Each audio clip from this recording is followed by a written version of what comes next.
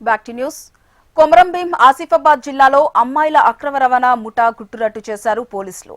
బెజ్జూరు నుంచి మధ్యప్రదేశ్ కు ఇద్దరు యువతులను తరలించినట్టు గుర్తించారు. ఒక్కొక్కరిని 2.40 లక్షల రూపాయల చొప్పున విక్రయించినట్లు పోలీసుల విచారణలో బయటపడింది.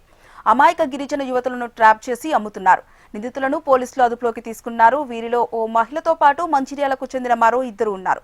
కాసేపట్లో నిందితులను పోలీసులు మీడియా ముందు ఉంచనున్నారు.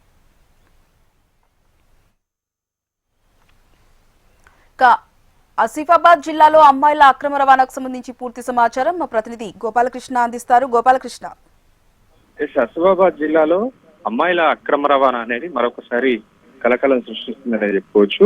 గతంలో ఇదే ఆసిఫాబాద్ జిల్లాకు సంబంధించినటువంటి కొంతమంది అమ్మాయిల్ని మధ్యప్రదేశ్ కు అమ్మినటువంటి ఘటనలో ఒక కానిస్టేబుల్ సహా మరో నిందితులు అరెస్ట్ అయ్యారు. ఇప్పుడు బెజ్జూరు మండలానికి సంబంధించినటువంటి కొంతమంది అమ్మాయిల్ని అక్రమ రవాణా చేసి మధ్యప్రదేశ్ లో అమ్మినట్టుగా తెలుస్తోంది. ఆ నిందితుల్ని పోలీసులు అదుపులోకి తీసుకున్నట్టుగా సమాచారం. ముఖ్యంగా గిరిజన మహిళలు, మారుమూల ప్రాంతాల్లోని గిరిజన మహిళలే టార్గెట్ గా అక్కడ ఉన్నటువంటి పేద మహిళల్ని వాళ్ళని టార్గెట్ చేసుకోవడం, వారిని తక్కువ ధరకు 2 లక్షలు 3 లక్షల రూపాయలకే వాళ్ళని ఇతర ప్రాంతాలకి అమ్మడం వల్ల క్యాష్ చేసుకునేటువంటి ప్రయత్నం చేస్తున్నట్టుగా తెలుస్తోంది. ఈ ముఠాని పోలీసులు అదుపులోకి తీసుకున్నారు. ప్రస్తుతం మంచిర్యాల జిల్లాకు సంబంధించినటువంటి ఇద్దరితో పాటుగా ఒక మహిళ కూడా ఈ ముఠాలో ఉన్నట్టుగా తెలుస్తోంది. మరికొంతమంది కోసం పోలీసులు ఇప్పటికే గాలింపు చర్యలు చేపడుతున్నారు. సో పూర్తి వివరాలు మాత్రం మరికొద్దిసేపట్లో పోలీసులు వెల్లడించేటువంటి అవకాశం ఉంటుంది.